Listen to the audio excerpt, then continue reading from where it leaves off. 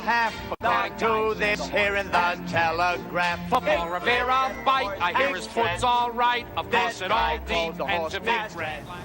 Hello racing fans, and welcome back to another edition of Handicapper's Corner, brought to you by the Derby Bar and Grill. I'm Mike Heads, along with Drew Forster. We're going to go through the Monday, August the 18th races at Hastings. Not often. We've got a couple Mondays. Got August the 18th, August the 25th. Of course, tweaking the P&E schedule, but 4 o'clock start should be a good card. And they've assembled, Stu Slagle assembled a very nice card. Yeah, 4 o'clock start. That's interesting. I think it'll bring out a good crowd. Nice kind of time to start in a summer day. It should be sunny and beautiful. And 4 o'clock start for the first race. Let's jump right into it. It is $5,000 claimers for fillies and mares. Field is 6 go postward. And I've gone to the outside, the 6-horse Haida Guai was running in those conditional allowance races, the starter series. Who were very tough. And just got beat 3 1/4 lengths last time by Clarice B in 16 and 4. Very fast time. Gets Richard Hamill aboard as jockey. Bug girl Corinne Andros is out for a couple weeks. She should be back next week. Had a bit of a concussion. We'll like the move to Hamill. Hamill's been on this horse before. And Haida Guai, to me, looks like the horse to beat in here. The second spot, I went to the 3, Uniqua. Another one coming out of those allowance races. Just got to be 3/4 of a length in that first one. Came back up, beat 3 1/2 lengths. Did run 7th, but only beat 3 1/2 lengths. Got 2 good buyers, so that's 61 buyers both times. I don't mind Uniqua in here. And the third spot, I went to Pedro Alvarado's Victorious Spirit. Just won the non-winners of the year for $4,000. Goes up to $5,000. Amadeo Perez sticks with. In my mind, that makes her live. I got 6, 3, and 2. Yeah, I agree with your top pick, Haida Guai. I thought this horse ran well in that starter series race. Was out there battling near the head end, which is not really what she usually does. Yeah, she doesn't usually fight on the head end. 22 and 1, 45 and change. That's pretty fast to be trying to, cling near the speed, and I think it took away from her late kick. I think Richard Hamill aboard this horse will get a good trip, and I like Haida Guai quite a bit in here. Put the 4-horse Honey Skila in for second. This horse is back-to-back nice wins, breezing through her conditions, and things are tougher today, but did get claim. Moves to the Steve Henson barn, and we'll see if Honey Skila can continue her form, but I don't mind her at all. And I put the 2-horse Victoria's Spirit in for third. Nice win, as you mentioned, for $4,000, but I think Haida Guai's best. I went 6, 4, and 2 in the Monday opener. On to the second race. Got some $16,000 older horses here going a mile and a 16th. I landed on the 6 mark. I really like this horse. I seem to pick him every time, and he hasn't let me down. He was a good second to Bear Rock and Roll 2 back, but I just think the race flow is going to be different this time than it was that particular afternoon. Bear Rock and Roll got pretty easy fractions and ran on and won. Casino Boss in the lineup. You got Hockley up front. I just think that there's going to be a little more pace presence for Bear Rock and Roll, and things could be a little tougher. Been off for a while too. That's the only reason I'm going to take Mark, who is in good form, ran recently, and that might be enough to get him in the winner's circle. So I'm going to go 6-2, and I'm going to put the 5-horse Deputies Command in for third. For Bob Robin and Jim and Vivian Morgan, longtime owners in the industry, and I think this horse has run some good races despite some slow fractions, and might get a favorable pace scenario, so I don't mind him at all either. So I went 6, 2, and 5, but I like Mark. I like Mark a lot too, and I had him picked. I ended up going with Bear Rock and Roll. He's won 2 in a row, and the horse seems to be on a bit of a roll. He's got some confidence right now. He has been off for a little while, but a little freshener for a 9-year-old I don't think will hurt him. And he does have a kind of a nice style where he can take the lead if there isn't much pace, and if they want to go, he can sit just off him. So I got Bear Rock and Roll on top. Mark, obviously my second pick, another one who comes off a very big race off BC Cup Day.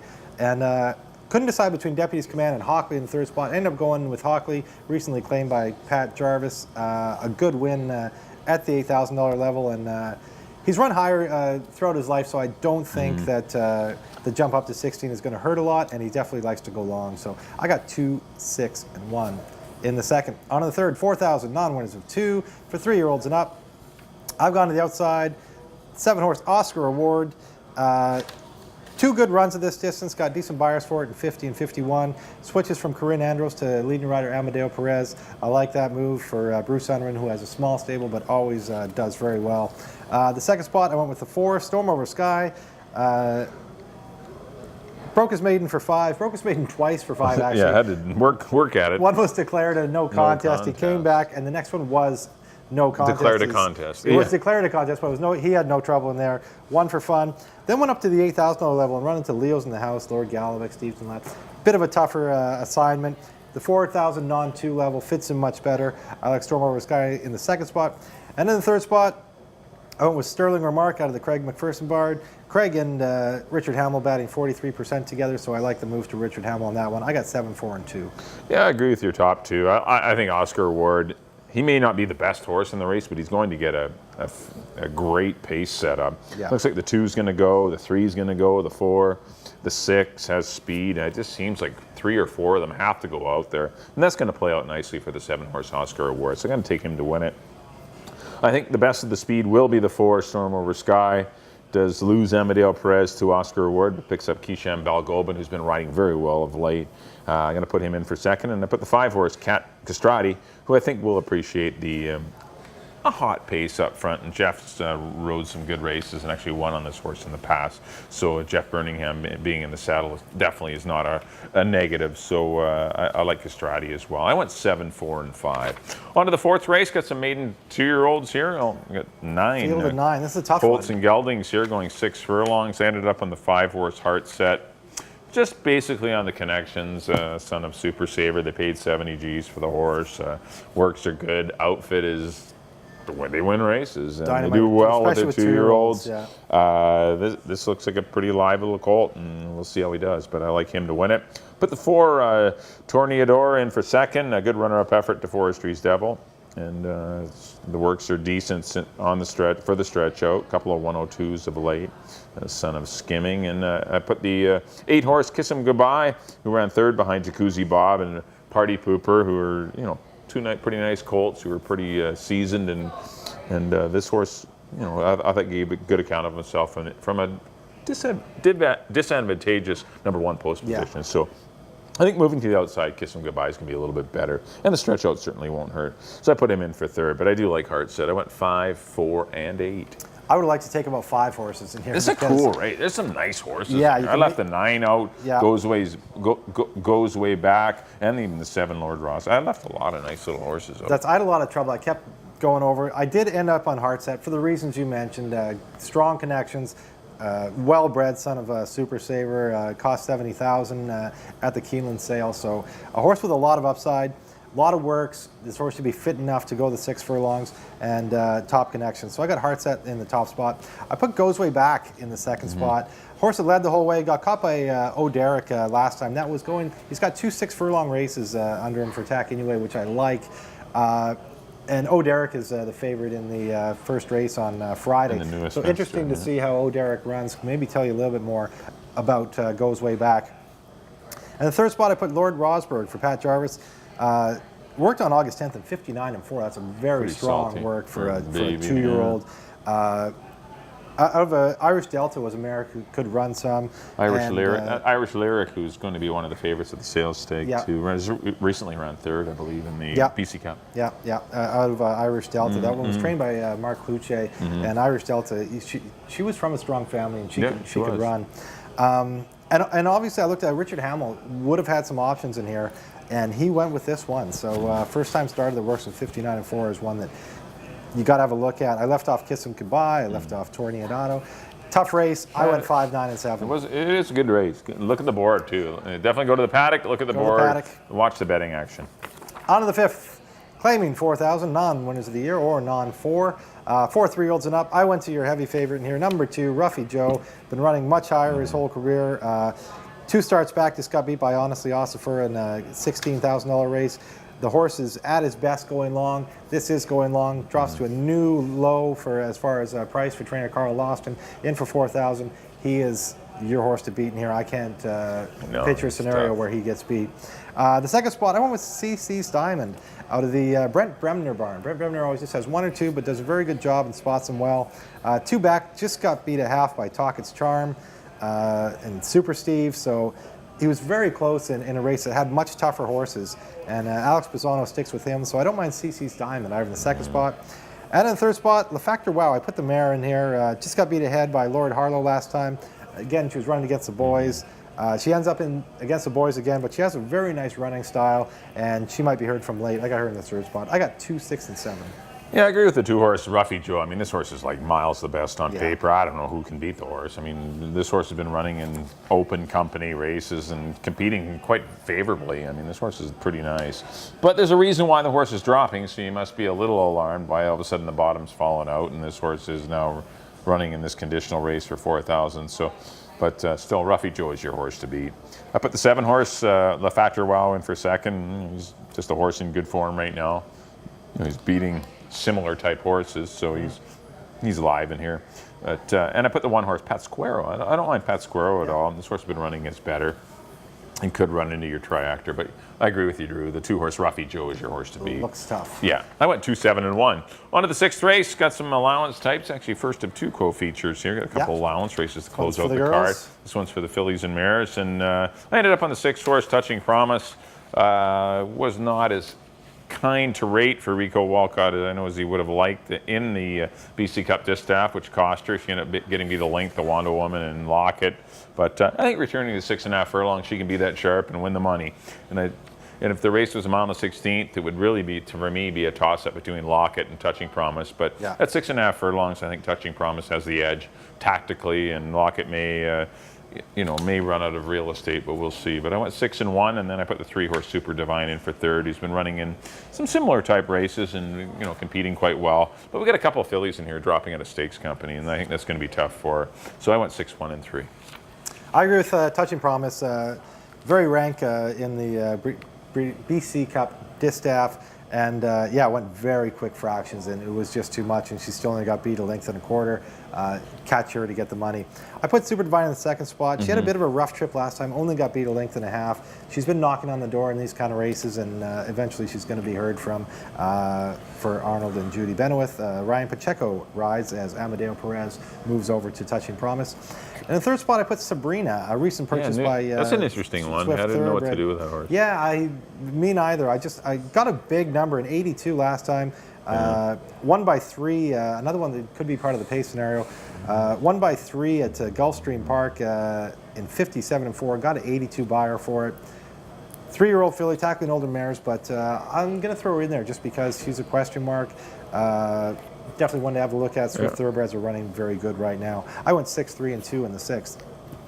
On to the 7th, the nightcap. It's the boys' turn for an allowance race, going 6.5. And I've landed on the 4, DJ Snow, out of the John Snow Barn. The sprints are very good.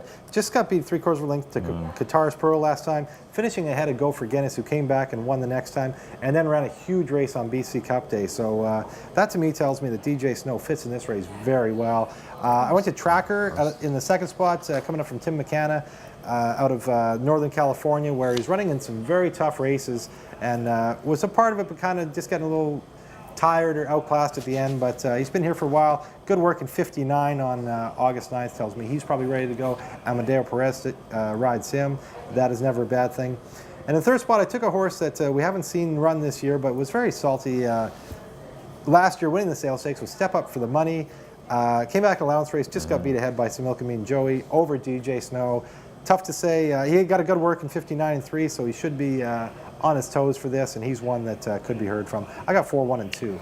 Yeah, this is a tough race. This race is I think the toughest on the program. I mean, I left out Irish Romeo, who only got beat 5 lengths Hope by title Seeker, contender who was last second time. in the Derby. Hope Seeker, I mean, it's a tough. Peyton's Best is sharp. Yeah. This race come up really, really tough, and I ended up on the 4 DJs. I don't love DJ. Do I love DJ Snow? No, but I just. Is he a sure thing? No, but a horse that.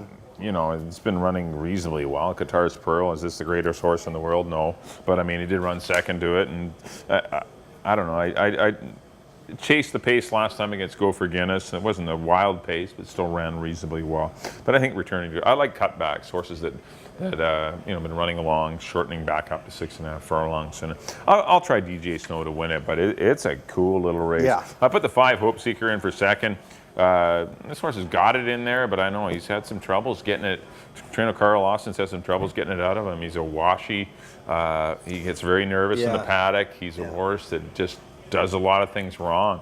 he is gifted. Yeah, a lot but of he's times he also runs his race in the paddock or in the wrong on post way. parade. Yeah, touched in the wrong way with his actions prior to the going in the starting gate. But the talent is there, and I put the one tracker in the mix. I think he'll return. Like returning back home to Barbheads and the Hastings track. He didn't seem to like it down there in California. He ran horribly in both those races. He showed that coming back here, he's worked very well. But still, he needs to work his way off the rail. He's no sure thing either, because he's not speed, and so he's a horse that he usually likes to be in the 2 or 3 path, and he's got to work his way off the rail. So it's a good little race. Irish Romeo's sharp. Yeah. Peyton's Best running well.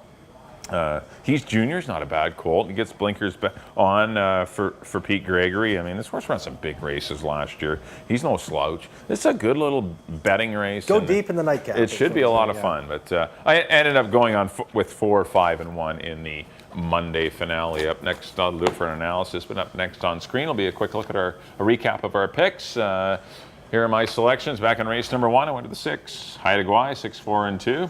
Back in race number 2, I went to the 6, Mark again, calling for the Mike Anderson Daily Double, 6, 2, and 5. In the third race, went to the 7, Oscar Award over the 4, Storm Over Sky, went 7, 4, and 5. Fourth race, number 5, Heart Set over the 4, Torneador, and the 8, Kiss Him Goodbye. Race number 5, I went to the 2, the likely favorite, Ruffy Joe over the 7, LaFactor Wow, and the 1, Pat Squirrel. Race 6, I went to the 6, Touching Promise, 6-1-3 for me in the Philly Mare Allowance race, and then the 7th and final. Went to the 4, DJ Snow over the 5, Hope Seeker, and the 1, Tracker. And there we go to my picks. In the first, I agree with Mike on number 6, Haida Gwaii over the 3 and the 2. In the second, I went to the 2, Bear Rock and Roll over the 6 and the 1. In the third, I went to the 7, Oscar Award over the 4 and the 2.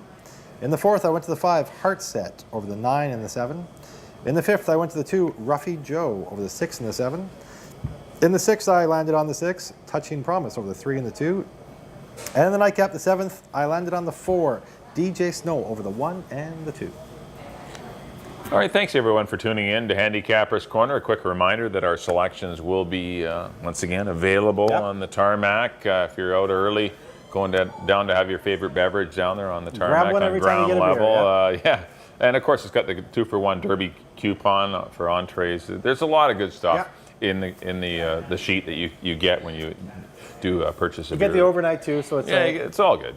Easy little sheet to look at the owners or the trainers, jockeys, names of the horses. Got selections on it as well as the 2-for-1 Derby coupon. So do check that out if you're down on the tarmac, enjoying getting close to the rail, which is always a lot of fun, watching these majestic animals run.